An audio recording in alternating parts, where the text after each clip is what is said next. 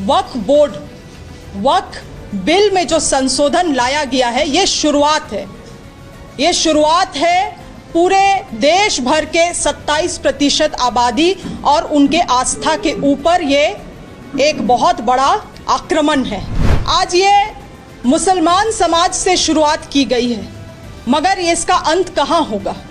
आज मुसलमान समाज है, कल अल्पसंख्यक के बौद्ध समाज होंगे, सिख समाज होंगे, सरना समाज होंगे, ईसाई समाज होंगे। आज जिस समाज को आप लगातार उनके धार्मिक आस्था को आप चोट पहुंचाते हैं, आप उनको मुगलों का वंशज कहते हैं, आपके नेता लगातार उनके समाज को गाली देते हैं और आदिवासियों का सरना, मसना, हड़गड़ी सारे जमीन को, गैर मजूरा आम जमीन को इन लोगों ने लैंड बैंक में डालने का काम किया अपने पूंजीपति दोस्तों को लाभ पहुंचाने के लिए। और लगभग 201 से अधिक MOU साइन किए गए। ऐसे लोग रहते हैं जो कि उन धर्मों का पालन करते हैं जो आज के दिन में अल्पसंख्यक धर्म के कैटेगरी में आते हैं, चाहे वो बौद्ध धर्म के लोग हो, मुस्लिम धर्म के लोग हो, सिख धर्म के लोग हो, ईसाई धर्म के लोग हो, या अगर सरना धर्म कोड भी लागू हो जाए तो सरना धर्म के भी लोग हो। और ये सभी कुल मिला के 27% आबादी है पूरे देश भर की। आज जो वक्फ बोर्ड वक्फ बिल में जो संशोधन लाया गया है, ये शुरुआत है पूरे देश भर के 27% आबादी और उनके आस्था के ऊपर ये एक बहुत बड़ा आक्रमण है। ये वक्फ बिल में जो संशोधन लाया गया है, आज ये मुसलमान समाज से शुरुआत की गई है, मगर इसका अंत कहाँ होगा।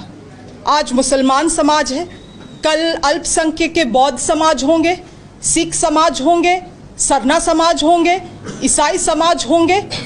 इस तरह से आप देखेंगे तो संविधान में इन धर्मों को अपने प्रॉपर्टीज़ को एडमिनिस्टर करने के लिए, अपने इंस्टीट्यूशन को एडमिनिस्टर करने के लिए और अपने धर्म का प्रचार प्रसार करने के लिए कई सारे मौलिक अधिकार दिए गए हैं। चाहे संविधान का हम आर्टिकल 14 का बात कर ले, आर्टिकल 25 का बात कर ले, आर्टिकल 26, आर्टिकल 30, ये सभी मौलिक अधिकार अल्पसंख्यक धर्मों को यहाँ पे इस देश में दिया गया है ताकि वो अपने तरीके से अपने धर्म का पर्सनल लॉज के तहत प्रोटेक्शन कर सके। और आज मुस्लिम धर्म से शुरुआत की गई है वक्फ बोर्ड में संशोधन लाके, और आगे आप देखेंगे, हम लोग ज़रूर चीज़ को हम लोग अनुभव करेंगे कि इस तरह का खेल हर एक अल्पसंख्यक के साथ इस देश में होने वाला है। ये जो राज्यसभा और लोकसभा में डिस्कशन के तहत इस बिल को लाया गया, ये सरासर एक नैरेटिव गढ़ने का प्रयास था। बीजेपी ने बहुत सारे ऐसे नियमों को, ऐसे बिल्स को पारित किया है पार्लियामेंट से जिसमें आज तक डिस्कशन तक नहीं हुआ, मगर 8-8 घंटे चले हैं डिस्कशन लोकसभा में, राज्यसभा में। पहली बार हम लोगों ने देखा है कि पार्लियामेंट रात के 1 बजे तक कार्य चला है। ये नैरेटिव गढ़ने का प्रयास है। हम लोगों को समझना होगा कि बीजेपी का कंटेंट क्या है और इंटेंट क्या है। कंटेंट जो ये लोग दिखा रहे हैं मीडिया में, समाज में, और इंटेंट आज वो है जो हम लोग यहाँ से खुलासा करने वाले हैं। इन लोगों ने केवल और केवल झूठ परोसा है इस नैरेटिव के माध्यम से। वक्फ बिल में जो संशोधन लाए हैं ये लोग, इसका पहला कारण ये लोग बोलते हैं कि अल्पसंख्यक समाज का, मुस्लिम समाज का उत्थान करना चाह रहे हैं ये लोग। आज देश में मुझे नहीं लगता है कोई ऐसा मुसलमान है जिसको आप पूछेंगे कि बीजेपी आपका हितैषी है या नहीं, तो वो क्या जवाब देगा, ये आप भी, मीडिया बंधु भी इस बात को जानते हैं।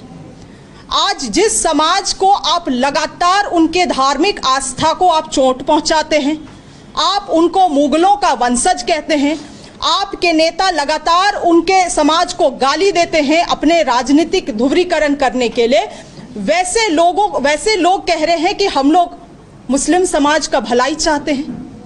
ये केवल और केवल नैरेटिव है, इसके पीछे असलियत यही है।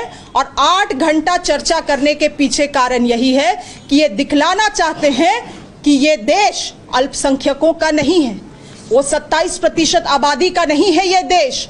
यहाँ पर्सनल लॉज आपका नहीं चलेगा, पर्सनल लॉज अल्पसंख्यकों का, माइनॉरिटीज का यहाँ नहीं चलेगा। यहाँ बीजेपी नियम कानून बनाएगी।